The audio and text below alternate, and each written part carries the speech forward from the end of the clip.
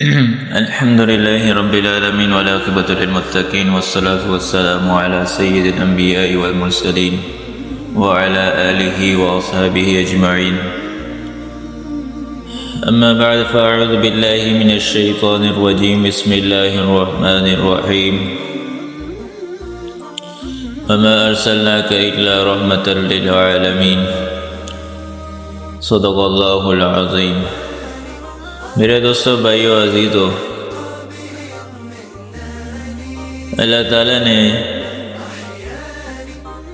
ہم سب پر احسان کیا کہ اللہ تعالیٰ نے ہمیں حضور اکرم صلی اللہ تعالیٰ علیہ وسلم کا امتی بنایا ہے۔ سیرت کی کلاس انشاءاللہ تبارک و تعالیٰ شروع کریں گے۔ سیرت کو انشاءاللہ مکمل شروع سے لے کے آخر تک بیان کریں گے۔ آپ صلی اللہ تعالیٰ علیہ وسلم کی حیات سے پہلے، ان کی سیرت کو بیان کرنے سے پہلے، ان کے نسب نامے پر تھوڑی گفتگو ہوگی۔ آج کا جو پیغام ہوگا، آج کی جو بات ہوگی، ان کی جو سیرت کی ابتدا ہے، وہ ہم ان کی مادری سلسلہ نسب سے شروع کریں گے۔ آپ صلی اللہ تعالیٰ علیہ وسلم کا جو نسب ہے وہ کچھ یوں ہے: محمد صلی اللہ تعالیٰ علیہ وسلم بن عبداللہ بن عبد المطلب بن ہاشم بن عبد مناف بن قصی بن کلاب بن مرہ بن کعب بن لوئی بن غالب بن فہر بن مالک بن نذر بن کنانہ بن خدیمہ بن مدرکہ بن الیاس بن نذر بن نذار بن معاذ بن عدنان۔ عدنان سے اوپر جو ہے وہ اختلاف ہے، اس لیے علماء کرام منع کرتے ہیں کہ اس سے اوپر جو ہے وہ نہیں پڑھنا چاہیے۔ آدم علیہ السلام تک جو لوگ پڑھتے ہیں وہ غلط کرتے ہیں۔ آپ صلی اللہ تعالیٰ علیہ وسلم سے عدنان تک یہ محفوظ ہے، اس سے اوپر جو ہے وہ اس میں اختلاف ہے۔ بعض نے کوئی نام بولا ہے تو بعض نے کچھ نام بولے، اس لیے اس کو نہیں پڑھنا چاہیے۔ امام مالک رحمہ اللہ تعالیٰ سے کسی نے پوچھا کہ اگر کوئی حضور صلی اللہ تعالیٰ وسلم کا نسب حضرت آدم علیہ السلام سے ملاتا ہے تو کیا اس کا کرنا کیسا ہے؟ تو انہوں نے جواب دیا کہ اس کو کس نے خبر دی ہے کہ یہ جو نام ہے وہ بیان کرتے صحیح ہے؟ اس کو کس نے بتایا؟ اور یہ تو حضور صلی اللہ تعالیٰ علیہ وسلم کا نسب تھا والد کی طرف سے، اور ان کا جو والدہ کی طرف سے نسب ہے وہ کچھ یوں ہے کہ محمد صلی اللہ تعالیٰ علیہ وسلم بن آمنہ بنت وہب بن عبد مناف بنت وہب بن عبد مناف بن زہرہ بن کلاب بن مرہ۔ دوبارہ سنیے: محمد ابن آمنہ بنت وہب بن عبد مناف بن زہرہ بن کلاب بن مرہ۔ کلاب پر مادری اور قدری یعنی والد اور والدہ دونوں کا جو نسب ہے وہ مل جاتا ہے۔ ابھی انشاءاللہ تبارک و تعالی ہم حضور صلی اللہ تعالی وسلم کے جو نسب میں نام آئے ہیں عدنان تک، ان میں سے ایک ایک کے بارے میں تھوڑا ہم ان کے بیان کریں گے، ان کی سیرت کو بیان کریں گے۔ سب سے پہلے ہم عدنان سے شروع کریں گے۔ عدنان یہ قیدار بن اسماعیل علیہ السلام کی اولاد میں سے تھے۔ ابن عباس رضی اللہ تعالی عنہ نے فرمایا کہ عدنان اور معد اور ربیعہ اور خزیمہ اور اسد یہ سب ملت ابراہیمی پر تھے، ان کا ذکر خیر اور بلائی کے ساتھ کیا کرو۔ رسول اللہ صلی اللہ تعالیٰ علیہ وسلم نے ارشاد فرمایا کہ مطر اور ربیعہ کو برا مت کہا کرو، وہ اسلام پر تھے۔ سعید بن مسیب رضی اللہ تعالیٰ عنہ کی ایک مسند روایت بھی اسی کی معید ہے۔ اس کے بارے میں زیادہ کچھ جو ہے وہ وضاحت کی جو ہے ضرورت نہیں ہے، بس یہ تھا کہ عدنان جو ہے یہ حضرت اسماعیل علیہ السلام کی اولاد میں سے تھے۔ ان کا بیٹا معد تھا، معد جو ہے یہ عدد سے مشتق ہے، اور معد بمعنی افساد سے بھی مشتق ہے، یہ دونوں طرح جگہوں سے مشتق ہے۔ یہ جو معد تھے یہ بہت بہادر اور جنگجو تھے، ساری عمر جو ہے انہوں نے بنی اسرائیل سے جنگ کی، ان کا مقابلہ کیا، اور ہر لڑائی میں یہ مظفر رہے، منصور رہے۔ ابو نضار ان کی کنیت ہوتی تھی۔ اور امام طبری رحمہ اللہ نے بھی فرمایا کہ جو معد بن عدنان تھا یہ بخت نصر کے زمانے میں 12 سال کے تھے، ان کی یہ عمر تھی، اور اس زمانے کے پیغمبر میاں بن حلفیہ علیہ السلام پر اللہ کی طرف سے یہ وحی نازل ہوئی کہ بخت نصر کو اطلاع دو کہ ہم نے اس کو عرب پر مسلط کیا، اور آپ معد بن عدنان کو اپنے براق پر سوار فرما لے تاکہ وہ معد کو کوئی صدمہ نہ پہنچا سکے۔ فَإِنِّي مُسْتَخْرِجُ مِنْ صَلْبِهِ نَبِيًّا كَرِيمًا أَخْتِمُ بِهِ الرُّسُلَ، اس لیے کہ میں نے معد کی صلب سے ایک محترم نبی پیدا کرنے والا ہوں جس سے پیغمبروں کا سلسلہ ختم کر دوں گا۔ اس لیے حضرت ارمیہ معد بن عدنان کو اپنے ہمراہ براق پر سوار کر کے ملک شام لے گئے۔ وہاں پہنچ کر معد نے بنی اسرائیل میں رہ کر نشوونما پایا۔ اسی وجہ سے علماء اہل کتاب کے نزدیک معد بن عدنان کا نسب معروف ہے۔ ابن سعد نے طبقات میں ابو یعقوب سے یہ نقل کیا ہے کہ بروخ بن ناریہ جو ارمیہ علیہ السلام کے کاتب اور منشد تھے، معد بن عدنان کا جو نسب بیان کیا وہ میرے پاس محفوظ ہے۔ ان کے بیٹے تھے نزار۔ نزار نظر سے مشتق ہے جس کا معنی قلیل کے ہے۔ اب نزار چونکہ اپنے زمانے کی یکتا تھے، یعنی ان کی مثال کم تھی، اس لیے نزار ان کا نام رکھ دیا گیا۔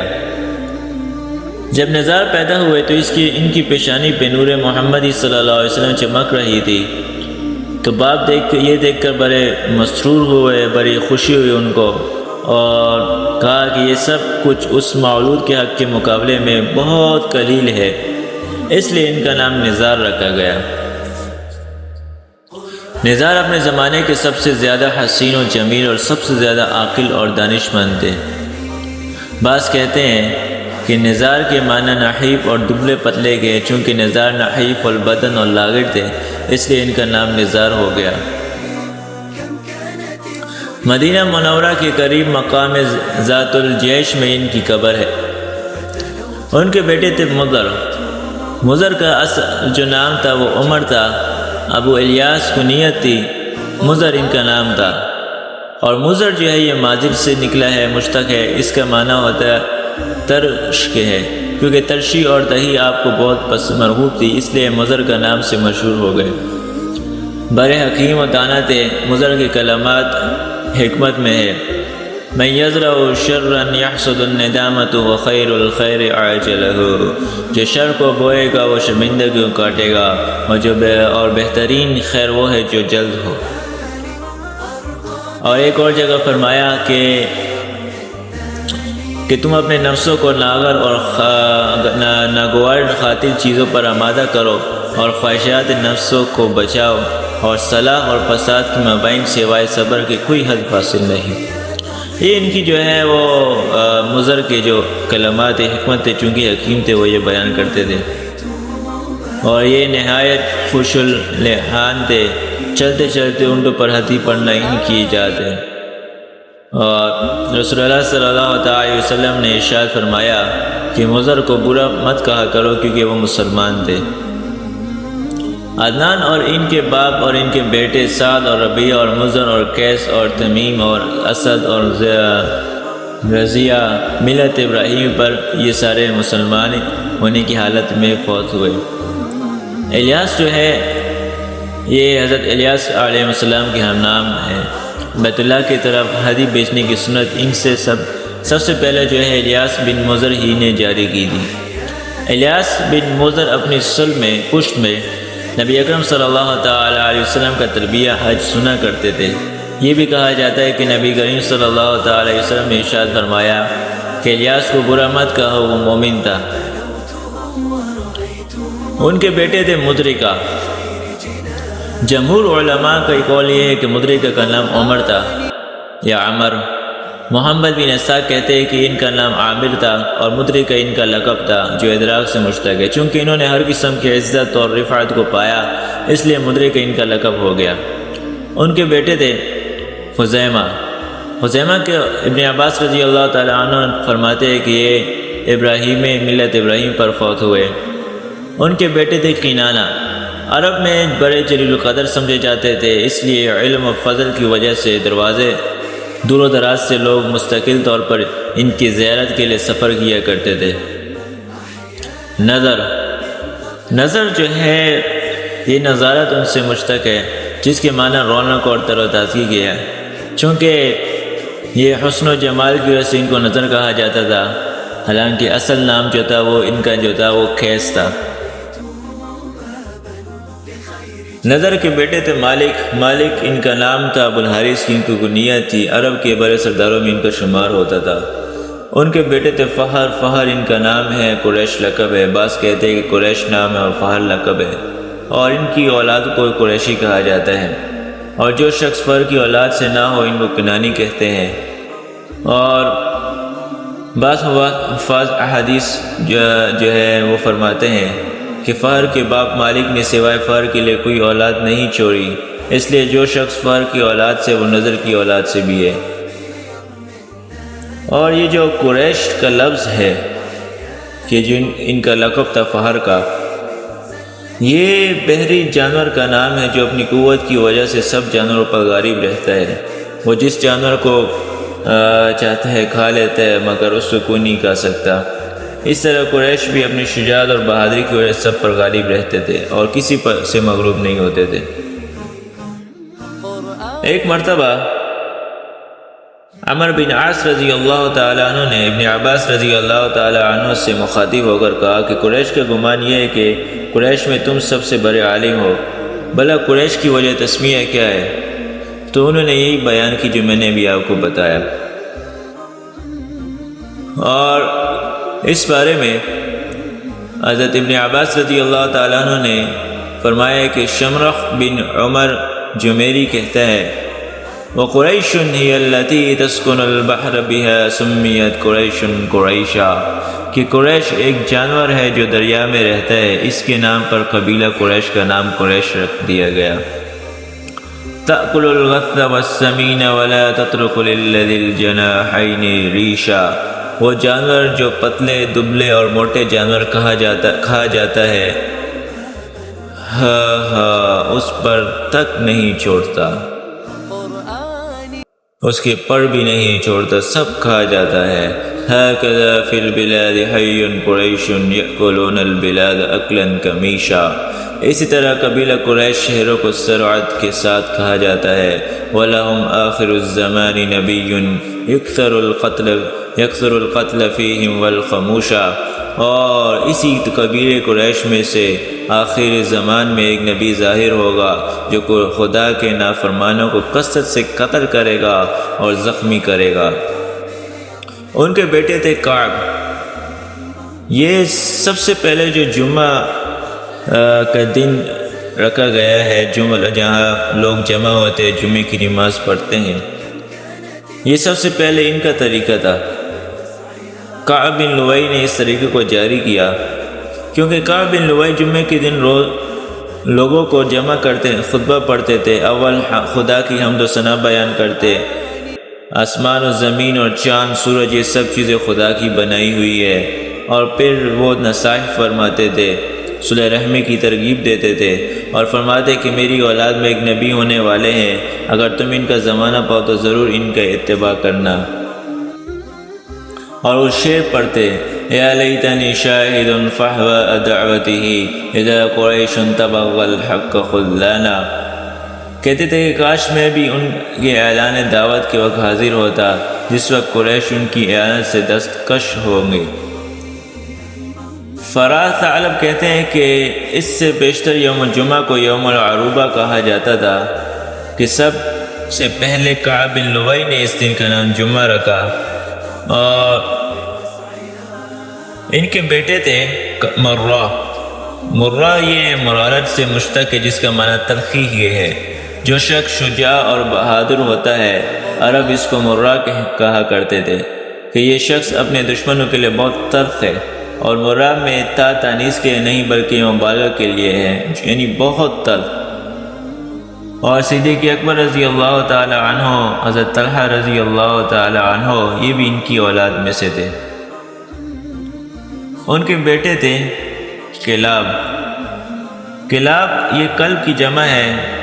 ابو القریش اعرابی سے کسی نے دریافت کیا کہ اس کی وجہ کیا ہے کہ تم لوگ اپنی اولاد کے لیے کلب، ذئب وغیرہ یعنی کتا، بیڑیا، اس قسم کے برے نام اپنے غلاموں کے لیے مرزوق، رزق دیا ہوا، رباح، نفع پانے والا، اس قسم کے عمدہ نام تجویز رکھتے ہو؟ اپنی اولاد کے لیے تو برے نام رکھتے ہو، اپنی غلاموں کے لیے اچھے نام رکھتے ہو۔ ابو قریش اعرابی نے یہ جواب دیا کہ بیٹوں کے لیے نام دشمنوں کے لیے ہے اور غلاموں کے لیے نام اپنے لیے رکھتے ہیں، یعنی غلام تو اپنی خدمت کے لیے رکھے جاتے ہیں، اور بخلاف اولاد کے وہ دشمن کے سینہ سپر ہو کر جنگ کرتی ہے، اس لیے ان کے نام یہ تجویز کیے تاکہ دشمن اس قسم کے نام سنتے ہی مرعوب ہو جائے۔ کلاب کا نام حکیم یا عروہ یا مہذب تھا، اختلاف ہے اس میں، اور یہ کلاب چونکہ شکار کے بڑے شائق تھے، شکاری کتے کو جمع رکھتے تھے، اس لیے یہ اس نام سے مشہور ہو گئے تھے۔ ان کے بیٹے تھے قصی۔ قصی جو ہے یہ قصا کا نام یعنی جو مجمع تھا اس کی جمع ہے، قصی واحد، اور جو ہے قصی یہ اس کا یعنی جمع کہہ دے، اور پھر یہ جمع سے مشتق ہوگا واحد کے لیے، یعنی قصی ہو گیا۔ قصی نے چونکہ قریش کے متفرق اور متثبت قبائل کو جمع کر رکھا تھا، بہت یعنی قبائل آپس سے متفرق تھے، کوئی ایک جگہ پر رہتا، کوئی صحراؤں میں، کوئی وادیوں میں، کوئی پہاڑوں میں رہتا تھا، تو قصی نے سب کو جمع کر کے مکہ کے دامن میں سب کو جمع کر دیا اور سب کے الگ الگ مکان بنا دیے، جس کی وجہ سے ان کو قصی کہا گیا۔ ایک شاعر نے ان کے بارے میں لکھا ہے، ابوکم قصی کان یدعى مجمعا به جمع اللہ القبائل من فہر۔ اور ان کا جو نام ہے، امام احمد بن حنبل اور امام شافعی رحمہ اللہ تعالی نے ان کا نام زید بتایا کہ ان کا نام زید تھا، اور یہ قصی بڑے حکیم اور دانا تھے، ان کی کلمات حکمت سے نقل کیے گئے۔ ایک ان کا قول ہے کہ جو لئیم اور کمینہ کا اکرام کرے وہ بھی اس کے لوم یعنی کمینہ پن میں شریک ہے، اور جو اپنے مرتبے سے زیادہ طلب کرے وہ مستحق محرومی ہے، اور حاسد دشمن خفی ہے۔ اور مرتے وقت اپنے بیٹوں کو یہ نصیحت کی کہ شراب سے پرہیز کرنا، وہ بدن کو درست کرتی ہے اور ذہن کو خراب کرتی ہے۔ عرب میں قصی کو خاص اقتدار حاصل تھا، تمام لوگ ان کے مطیع اور فرمانبردار تھے۔ قصی نے دارالندوہ کے نام سے ایک مجلس مشاورت قائم کی، جس میں تمام اہم امور کے مشورے ہوتے تھے۔ نکاح اور ازدواج اور جنگی مہمات کے متعلق بھی اسی مجلس میں مشورہ ہوتا تھا۔ تجارت کے لیے بھی جو قافلہ روانہ ہوتا وہ بھی اس مقام سے روانہ ہوتا۔ سفر سے واپس آتے تو اول دارالندوہ میں آ کر اترتے، گویا دارالندوہ اس وقت عرب کا باب الحکومت یا کہہ سکتے کہ پارلیمنٹ تھا۔ اور حجامت، سقایت، رفادہ، ندوہ اور لواء، صرف قصی ان تمام مناصب اور منتہا اور تنہا کے علمبردار اور تمام مہم خدمتوں کے ذمہ دار تھے۔ ان کے بعد یہ منصب اور عہدے مختلف قبائل پر منقسم ہوئے۔ ساتھ ساتھ ان کو اگر ہم تشریح کرنا چاہیں حجامت و سقایت، رفادہ، تو اس میں تفصیل ہو جائے گی، لیکن یہ سب چیزیں جو تھی ان کے یعنی کہہ سکتے انڈر تھی، یہ لوگ جو ہے اس کا وہ عہدہ سنبھالتے تھے۔ بعد میں جا کے پھر ان کی اولاد میں جا کے یہ جو ان کی خدمات تھی تقسیم ہوگی۔ آج بھی جو آپ نے دیکھا ہوگا حاجیوں کو پانی پلاتے ہیں اور مختلف چیزیں ہیں، حجامت اب تو کافی تقسیم ہو گئی، بہت زیادہ حجام ہو گئے، ہر جگہ آپ کو ملیں گے۔ اور عمارت ہو گئی، مسجد حرام، بیت اللہ کی حفاظت، تعمیر، مرمت، یہ بھی حجاج کو پانی پلانا، بیت اللہ کی دربانی، مسجد حرام کی خدمت، یہ سب ان کے وہ تھی۔ اور آپس میں دو فریق کے درمیان یعنی کوئی معاملہ ہوتا تو اس کے جو دیکھا جاتا وہ بھی یہی کرتے تھے، اور جو مشورہ ہوتا تھا جو بنی سعد میں وہ بھی ان کے جو مجلس ہوتی تھی وہ بھی یہ ان کی شورا تھی، ان کے امیر ہوتے تھے، اور جنگ کے لیے موقع پر خیمے تیار کرنا، انتظامات کرنا، یہ سب خدمت جو تھی یہ کرتے تھے۔ اور بہت ساری چیزیں ہیں جو اللہ تعالیٰ نے ان کو عطا فرمائی تھی، سارے جو معاملات تھے وہ یہ دیکھتے تھے۔ ان کے بیٹے تھے عبد مناف۔ امام شافعی رحمہ اللہ فرماتے ہیں کہ عبد مناف کا نام مغیرہ تھا، بہت حسین و جمیل تھے، اسی وجہ سے حسن و جمال کی وجہ سے ان کو قمر البتا بھی کہتے تھے۔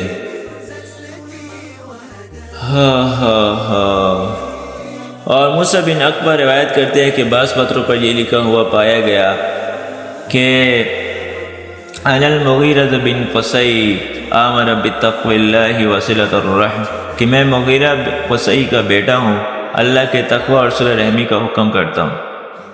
ان کے بیٹے تھے ہاشم۔ مالک رحمہ اللہ اور امام شافعی رحمہ اللہ فرماتے ہیں کہ ہاشم کا نام عمر تھا۔ مکہ میں قحط تھا، ہاشم نے شوربے میں روٹیاں چور کر ٹوکرے کر کے اہل مکہ کو کھلائے، اس لیے ان کا نام ہاشم ہو گیا، چونکہ ہاشم کے معنی ہاشم سے اور ہاشم کے معنی چورا کرنے کے، اس لیے ان کا نام ہاشم پڑ گیا۔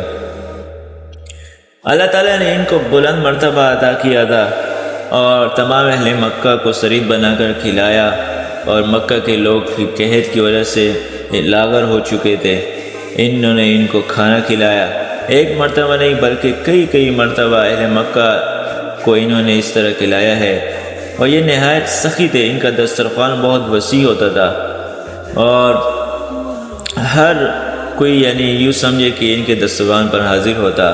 غریب مسافروں کو سفر کرنے کے لیے اونٹ عطا فرماتے تھے، نہایت حسین و جمیل تھے، نور نبوت آپ کی پیشانی پر چمکتا تھا، علماء بنی اسرائیل جب آپ کو دیکھتے تو سجدہ کرتے اور آپ کے ہاتھوں کو بوسہ دیتے۔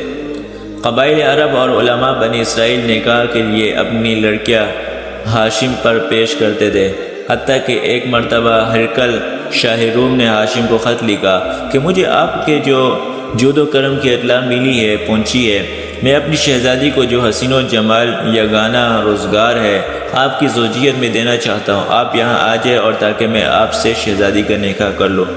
ہاشم نے شہزادی کے نکاح سے انکار کیا، اور شاہ روم کا مقصد اصلی یہ تھا کہ وہ نور نبوت جو ہاشم کی پیشانی میں چمک رہا ہے اس کو اپنے گرانے میں منتقل کیا جائے، اور وفات جب وقت قریب آیا تو ہاشم کی عمر 25 سال تھی۔ ہاشم نے جو پہلے قریش میں یہ دستور جاری کیا تھا کہ سال میں 2 مرتبہ تجارت کے لیے قافلہ روانہ ہوا کرے، موسم گرما میں شام کی طرف اور موسم سرما میں یمن کی طرف۔ اسی دستور کے مطابق ہر موسم میں قافلہ روانہ ہوتا، اور خرش یا ریگستانوں اور بحر و بر قطع کرتا ہوا موسم سرما میں یمن اور حبشہ تک پہنچا۔ نجاشی شاہ حبشہ ہاشم کی بہت مدارت کرتا اور ہدایت پیش کرتا، اور موسم گرما میں شام اور غزر انقرا انگور جو اس وقت کیسے روم کا پایا تختہ انگورا وہاں تک یہ گئے ہیں۔ کیسے روم بھی ہاشم کے ساتھ نہایت احترام سے پیش آتا تھا اور نذرانہ بھی پیش کرتا تھا۔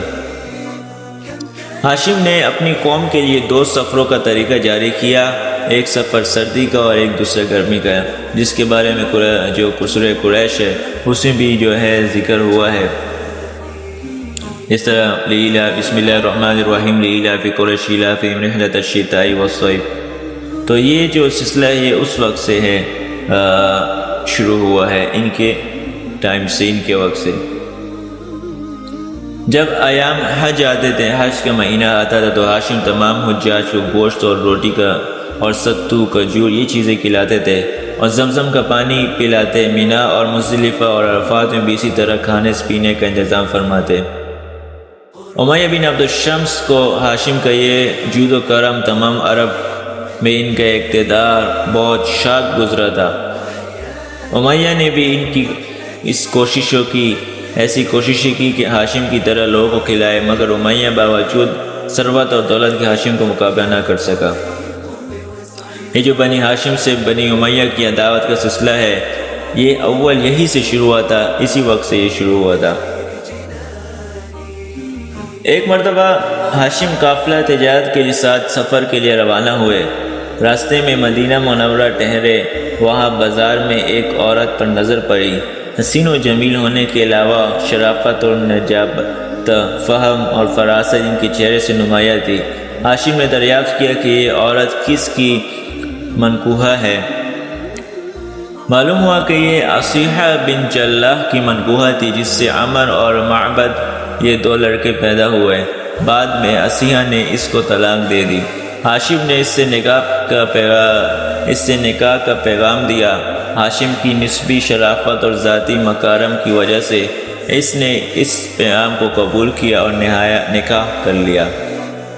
اس عورت کا جو نام تھا وہ سلمہ بنت عمر تھا، جو قبیلہ بنی نجار سے تھی۔ نکاح کے بعد ہاشم نے ایک دعوت تھی جس میں تمام قافلہ والے شریک تھے، اور کچھ لوگ قبیلہ خزرج بھی اس میں مدعو ہوئے تھے۔ ہاشم نے نکاح کے بعد کچھ روز مدینہ میں قیام کیا۔ سلمہ کو حمل ہو گیا، جس سے عبد المطلب پیدا ہوئے۔ جس وقت پیدا ہوئے تو سر میں ایک بال سفید تھا، اس لیے شیبہ نام رکھا گیا۔ ہاشم قافلے کے ساتھ غزہ کی طرف جانب روانہ ہوئے۔ غزہ پہنچ کر ہاشم کا انتقال ہو گیا، وہی مدفون ہوئے، اور ان کے بیٹے جو تھے وہ عبد المطلب تھے۔ اور عبد المطلب کے بارے میں انشاءاللہ اگلی ویڈیو میں تفصیلی گفتگو کریں گے، چونکہ اس میں بہت ساری باتیں ہیں جو انشاءاللہ ہم عرض کریں گے آپ کی خدمت میں۔ تو عبد المطلب کے بارے میں انشاءاللہ اگلے ویڈیو میں انشاءاللہ ہم عرض کریں گے۔